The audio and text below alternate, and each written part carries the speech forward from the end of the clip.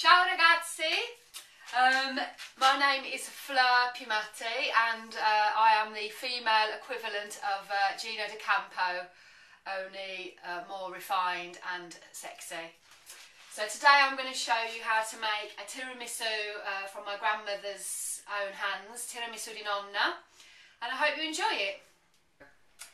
So we're going to start off making a basic zabaglione recipe which involves 9 egg yolks. Now I'm doing a pretty big portion, but you can divide this by 3 if you want to do a smaller portion. But like I say, I'm going to do 9. So I've got 8 egg yolks here, and then just a quick tip when you're doing eggs is to bang the egg on something flat, and that will save it cracking all the way through. You should get a nice clean line. Okay, then we separate the egg whites from the yolk, and we'll keep those for a bit later on.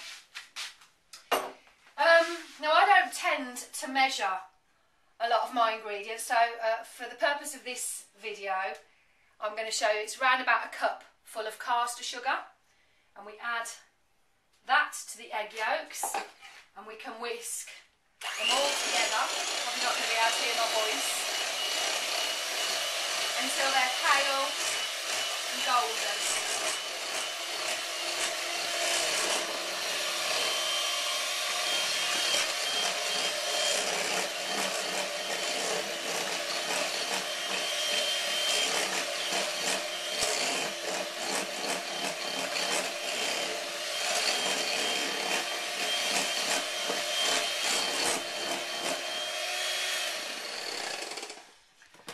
Because we're not cooking any of the eggs out, it's probably best to use your free range version. I'm then going to add my mascarpone. Now, because I'm doing a huge portion, I've got 2 lots of 500 grams, so 1,000 grams of mascarpone, and this is an Italian cream cheese. So we're going to add both of those.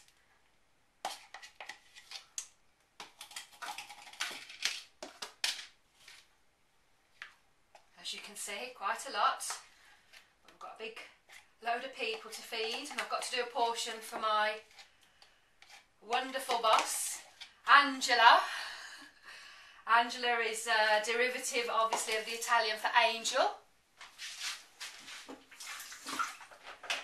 And then we're going to slowly mix the mascarpone to the egg yolks and caster sugar. So just be careful, as you can see I'm splashing it down, but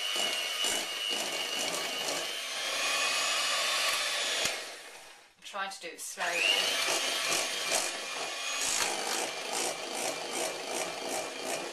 Bigger bowls, necessary. And there we have, you want to do a zoom in? A perfect zabaglione mix. Okay, so just test it for the sweetness. It should taste quite sickly, because obviously we're going to add another ingredient in a moment. Okay, so my next ingredient is 600 ml of double cream. Now this is not the traditional Italian recipe. In the traditional Italian recipe you would actually whisk up the egg whites to very stiff peaks and fold that into your original zabaglione mixture. But as I've said, I'm making quite a big portion, and this to me helps it bulk out. So what you'll find is that this is the recipe a lot of English people use and in restaurants. So we're going to whisk it up, and I've done a lot of the work. You just have to excuse me. And we're whisking it to quite a thick consistency. It's going to take about 3 or 4 minutes to do this. I'll move that out of the way. You can see it's getting quite thick now. And all of a sudden it'll just turn and go very stiff. You don't want that consistency.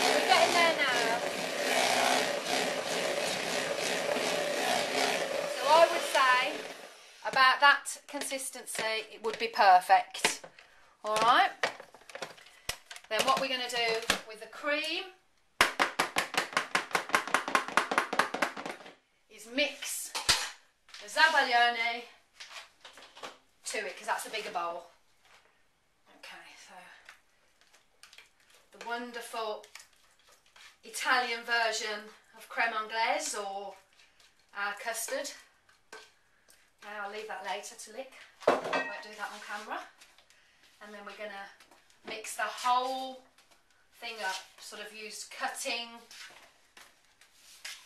actions, because you don't want to lose any air. Not that there's a lot of air, but there's going to be air in the whipped up double cream. Okay, look at that, wonderful. How many portions do we think we're going to get out of that? Well, half of that's going to be for me. Buonissimo. Wonderful. So this is the actual making of the tiramisu, and we use Savoiardi biscuits, which are sort of the Italian version of trifle sponges. They're solid, but they are a very good vehicle for soaking up any liquid I choose to add. Now, some people are quite particular about how they make up their tiramisu. I actually just prefer, because I like my cooking to be quite rustic, to sort of just dump a few in the bottom of, this is just a small lasagna dish for the purpose of this clip.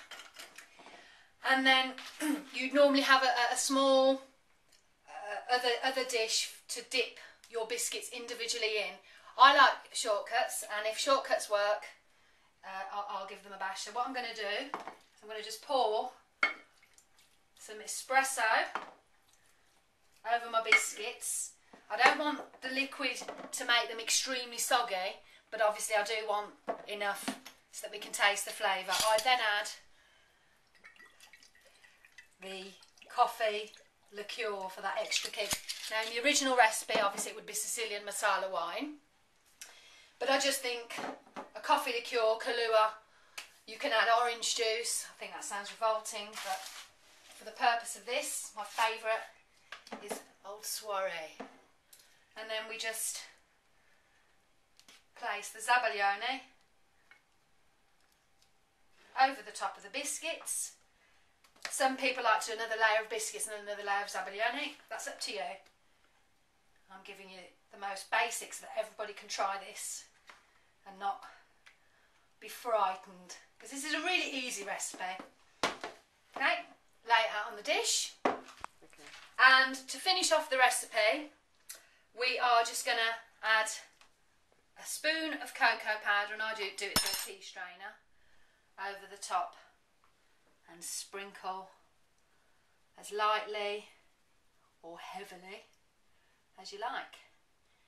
Now, just a little bit about me. I was born in Torino, which is a region in the Piemonte Valley, also famous for bagna cauda, not for the faint-hearted.